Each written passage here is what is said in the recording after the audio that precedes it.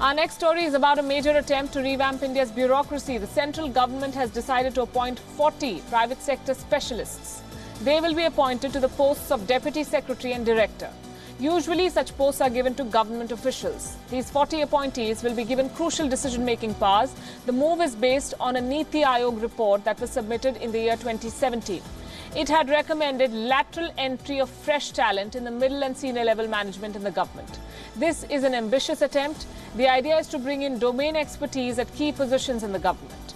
The appointment of S. Jaishankar as the Minister of External Affairs set the course. The scale may be bigger this time, but this idea, we can tell you, is not new.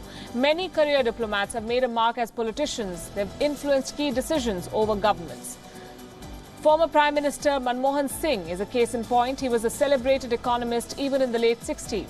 He was Chief Economic Advisor turned RBI Governor turned Deputy Chairman of the Planning Commission turned Economic Advisor to the Prime Minister. His appointment as Finance Minister was unexpected even for him. And not just Manmohan Singh, Yashwant Sinha, Ajit Jogi, Meera Kumar, Natwar Singh, Manishankar Iyer and Arvind Kejriwal have all been bureaucrats before starting a career in politics. So this has happened before. The case of Nandan Nilekani is another interesting example of lateral entry, where professionals were brought in to head specific projects. The co-founder of Infosys was roped in by the UPA government to head the Aadhaar project.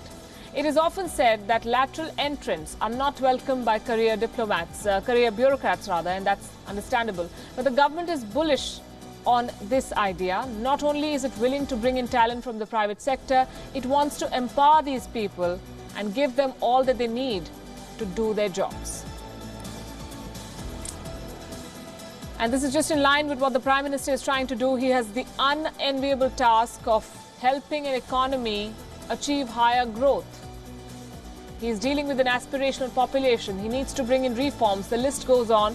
Amidst all this, he also needs to ensure that the party and his ministers are on the same page. He chose a BJP parliamentary party meeting to send his message. Here's a quick look at what the Prime Minister said during that meeting. First things first, arrogance and misbehavior, he said, will not be tolerated.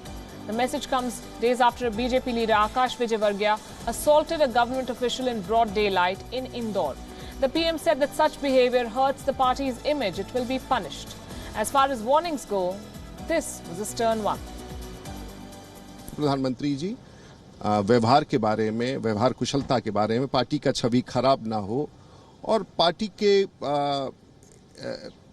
ऐसा व्यवहार करने वाले, चाहे वो सांसद हो, विधायक हो, जनप्रतिनिधि हो, उसके हमेशा खिलाफ रहते हैं। उसी बात का उन्होंने उच्चारण किया और बहुत मजबूती से कहा है।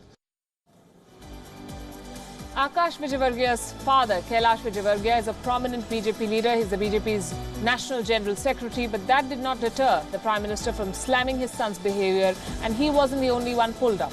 The Prime Minister also expressed unhappiness over the poor attendance of party MPs in Lok Sabha. During a discussion on the Triple Talaq Bill and one on water scarcity, BJP lawmakers were not present. Many of them were not present in the Lok Sabha. Prime Minister Modi said that they must mend their ways. He said that he was maintaining a report card on the performance of these MPs.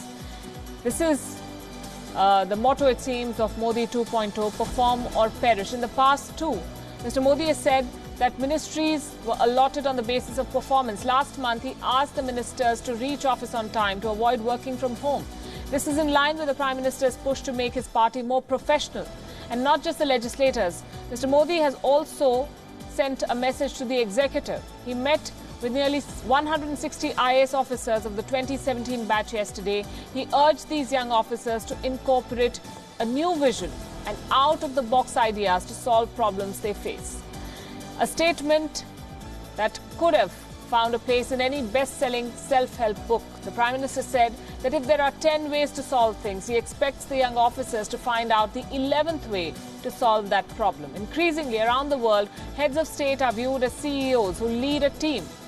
The Prime Minister's message would not be out of place in a boardroom meeting of management professionals either.